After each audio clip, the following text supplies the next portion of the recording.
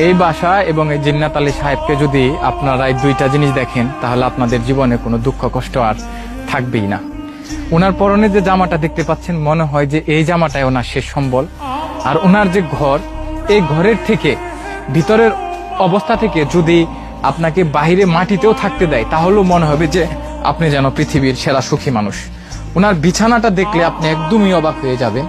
দেখেন বিছানার অবস্থা কি, কোথার থেকে কত বছর আগে এই তুষকটা চেয়ে আনছিল সেটা বলতে পারবো না। আর এই দেখেন কিছু পুরনো জামা কাপড় কে দিয়েছে, কোথার থেকে পেয়েছে জানি না।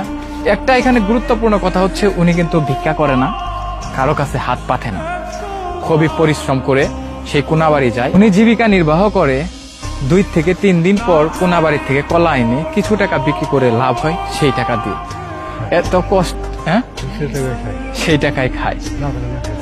আরে না পেলে না খেয়ে থাকে, দেখছেন? উনি কি সুখী না আমরা সুখী বলেন তো?